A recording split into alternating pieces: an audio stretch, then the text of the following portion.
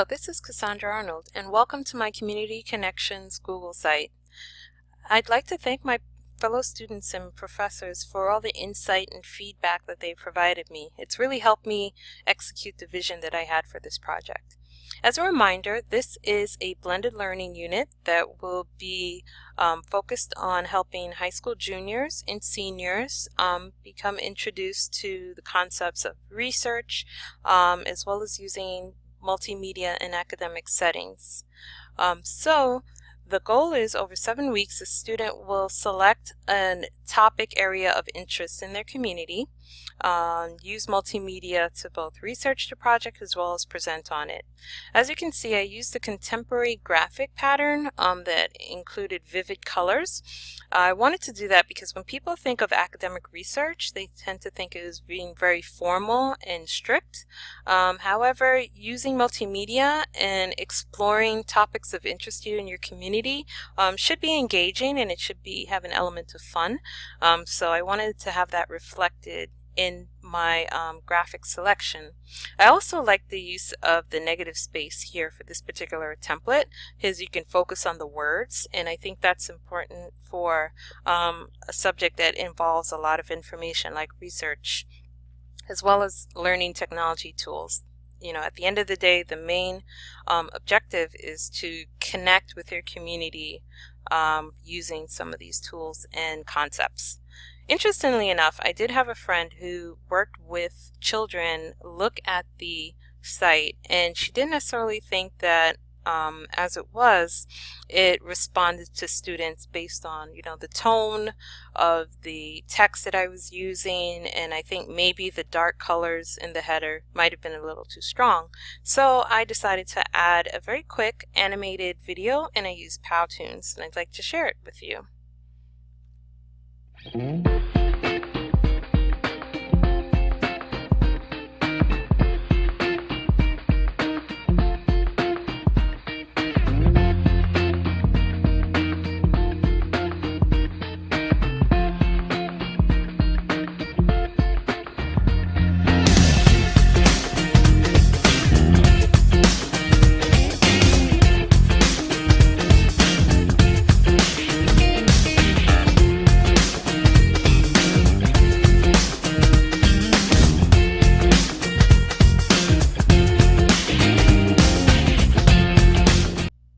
So I like the idea of using this video because it's cartoon and it's animation, so I think that's more kid-friendly, and it also kind of identifies our approach and our goal in about 44 seconds, which I think is a great introduction.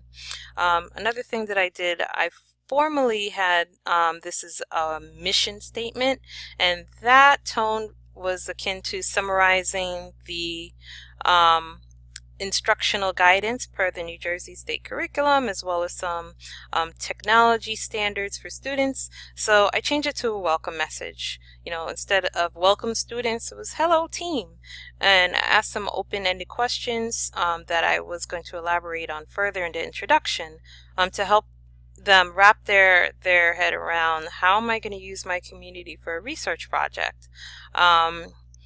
So asking them questions like, is there an aspect of your neighborhood or your heritage that's misunderstood? Is there someone in a place or a place in your community that doesn't get its proper recognition? And so that gets the student a little more engaged, I think, than saying, the mission statement of this particular project is. So I made those minor suggestions. Still, since it is a course, I still wanted to have the course objectives because it's a good way to communicate with the students. This is what I hope we can achieve. And just as another way of the students can get their heads wrapped around the concepts is I provided some example videos. It was important for me when I talked about the student-led research that I actually had examples of students and how they used research for some of the local issues that they would have. For example, this video talked about Chicago dropout rates. This video was more just students finding a topic of interest and using various tools to communicate their results. So it gives them some options and different perspectives to think about. This was more on the multimedia focus. This was an educator as well as photographer photographer who won the prestigious MacArthur Fellow this year, and how he's leveraged photography to speak about various issues in his urban community and environment. This was more mixed media. This is a video that students created. It's a bit of a music video of a rap song they created about 7 habits of being a highly effective teen. So it's a great introduction, I think, in helping the students understand how this abstract concept of research and multimedia tools, some of which they might not have used before, could be used for peers like themselves. So to kind of help with the organization of the course, I created a project space both for the students as well as for the teacher. The student toolkit, I'll go through that first, is very simple because the goal is to help keep the students organized in terms of what's going to be occurring in the course. So it doesn't have too much wording or jargons throughout the slide, and it's very clearly organized by very distinct labels of the main parts of the course, which is, the course background. It has the research portion, multimedia, project management, and homework portion. So as the students go through the guide, they can refer back to this, in case they forgot certain aspects of what the course is all about. Here you have some tools as they start their research in terms of how they can organize their thoughts. And for those students who maybe they have no idea where to start in terms of finding a community topic, I have some trigger questions here, and they're very simple. We have videos that talk about preparing a research question, how you organize a research question, but this is an introductory course, so it's basically asking some simple questions. Who are some people or places that interest you? Since these are high school juniors and seniors, maybe getting them to think about topics that they might want to pursue further when they go to college or in a career. So are there some trends or topics that they might want to address as a future career? Also, when we think about community topics, we might tend to think about issues, but here they have an opportunity to think about people or places that they might want to celebrate and bring more attention to. Here, for example, we're talking about historical events. So we're really giving them opportunities to really think across deeply, but then, helping them with some direction. And of course, the templates will help them organize those thoughts, such as the brainstorming template here. And again, also in terms of data sources, it's good to know that some of these are multimedia sources like photographs and audio and video, which is what they'll be using in school. And also we have some additional trigger questions to help them understand how to interpret this data as well. So going forward, we have the multimedia section, which lists the tools that we'll be using. I was a little concerned initially when I was putting this together that I didn't have enough information to bridge. Here's the topic that you want to study. Here are some examples of multimedia, but we needed to have the students understand how to edit and manipulate the media in order to have the desired message or outcome. So I added this section of some key design elements and principles that I thought were pretty foundational.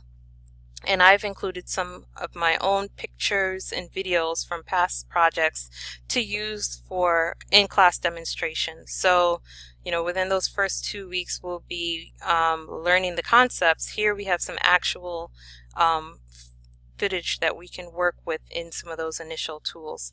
And it's just very simple guidance because this toolkit is intended to be used when the students, need to refresh their memory to refer to something. So the element of space, we're looking at different contexts, like different shots, and then we have some examples of color, value, and saturation. And here some of the design elements are articulated in video, so we have instructions for the student to download the video using the PowerPoint. And as you can see, there's not too much text there. It's more focused on some very high-level guidance and instruction.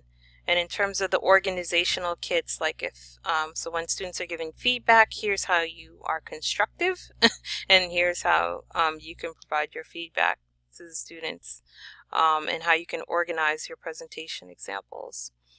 There are also some links to project management tools, because a big aspect of this project as we move through is practicing and prototyping. So we provide options here for students to create portals where they can, share some of that work and articulate some of the roles and responsibilities.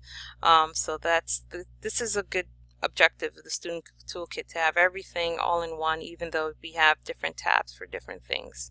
And we can't forget the homework as a reinforcement that, in order to learn these new concepts, you need to practice.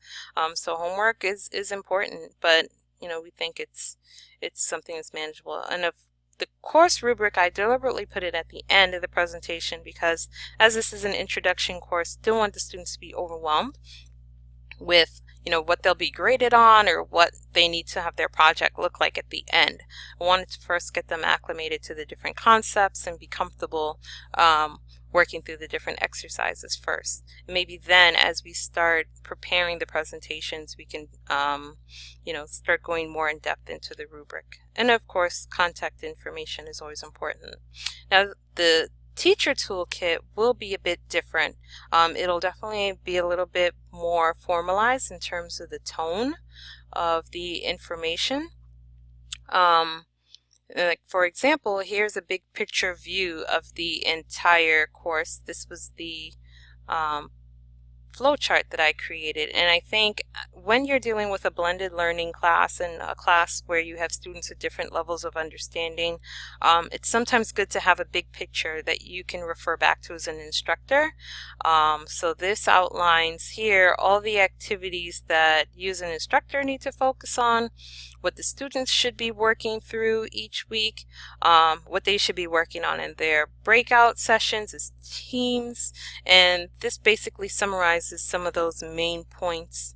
And so that's, I think, an important thing when you're doing student-led learning. You want to try to have a point where you could say, okay, they're leading themselves into a path of exploration and learning and guidance, but you still want to make sure that they're off track and not going off too many tangents that don't necessarily contribute to the learning outcome. So here's a big picture view per that flowchart that a teacher can refer to. In addition to the flowchart, we have that detailed teacher instructional guide, which is more akin to the learning standards as per the curriculum sources. That's important for them to remember, and their rubric is right up front because I think as you're facilitating discussions and you're providing information, you want to give them you need to balance it with not too much jargon and terminology, but you do have to keep in mind what you would want that student to achieve. So to find that balance in terms of how you do that, I included some instructional questions that a teacher can consider when they're working with students. So for example, the first course, the introduction, we're trying to help the student identify the importance of media messages and why learning about multimedia in communicating is important. So a topic that everybody can pretty much grasp is the concept of fake news, which is essentially misinformation or unsubstantiated information. And I think most students can relate to social media, where they hear the term about a story going viral, and those are some concepts that you can talk about and first introduce in terms of how you do, in fact, in your everyday life receive multimedia cues and messages, and that informs your decisions. And then from that, you can go through some of the different aspects of the importance of research, the importance of knowing your data sources, and things of that nature. So keeping that in mind. Another example of how we kind of frame those discussions so as not to overwhelm the student, by week 4, the students would have done at least 2 weeks worth of research, and they would have prototyped the different multimedia tools at least twice. So then we would ask the question, based on the research that you've accumulated and the information that you had, what do you think is the most effective way for you, or what's your preference for communicating that information? And we don't dive into here are Mayer's multimedia learning principles. We ask the simple question of, what do you think music would, how would music help you communicate that message? How would a voice narration or use of different colors and cartoons versus live video? So that's the way of kind of bridging those concepts. And in addition to the discussions, we have some of the example videos that we will show the students throughout the course to help them further understand that as well. So it's big reinforcement. And without further ado, we'll go into those tutorials. So here, as you see, we first start with the various research concepts. And I actually leverage Mayer's multimedia learning principles of multimedia and personalization. Using multimedia, I think, to help with the tutorials was important because it reinforces the fact that you can learn through the use of multimedia. But also, these videos, as you can see, they're Powtoon videos, so they're, I think, more user-friendly for students, and they're also pretty short. Most of them are under 10 minutes, or at least one of the videos in the fundamental concepts like research is under 10 minutes. I think one might be a little longer, but it suits people of different attention spans. And I also included actual tools that can be used for research, so this can be used for surveying. In the media literacy tutorial, I actually have some videos that articulated some of the design principles and concepts in a very creative way. So you're not just speaking to the student and them trying to figure out, okay, what does that mean in actuality? So this, I thought, was a pretty good example.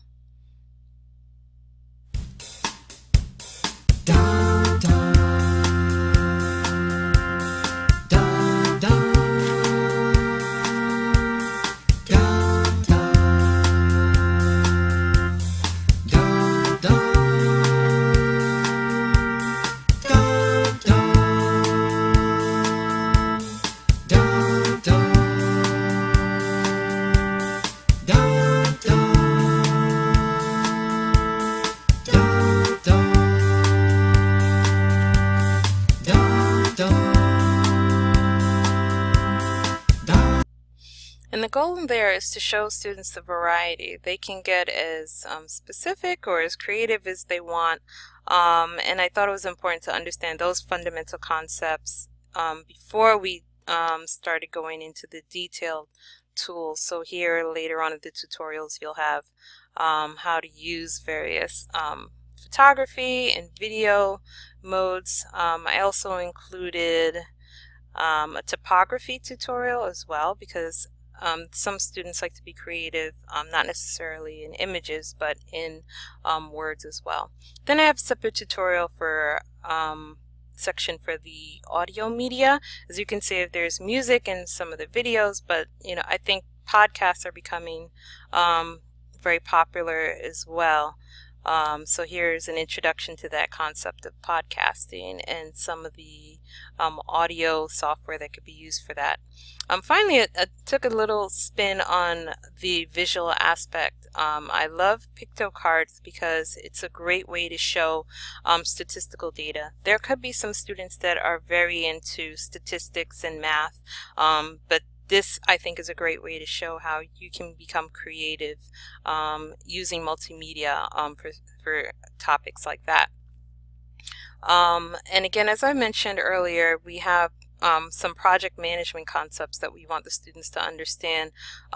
Quality research and quality information that you want to communicate takes time, which is why we have a project management section The calendar outlines all the different activities, so the student at any point in time can get a sense of where are we with the class and what we're supposed to be learning, and they could refer back to then their student toolkit because we're using the same headings for each week. And then also we've provided some tools, as I noted here as well, for collaborating. And so there's a brief description of each of the tools and a link to them. So this is really great for setting up action items. There's some great drag and drop capabilities, some color coding capabilities. You can sync reminders to this one. This is Kanbanchi. Google Keep is very simple, and since we already have a Google Calendar, it's good for the students to acclimate to that, as well as some free form drawing. If there's some kids that are very creative, you can use Drawpile as well.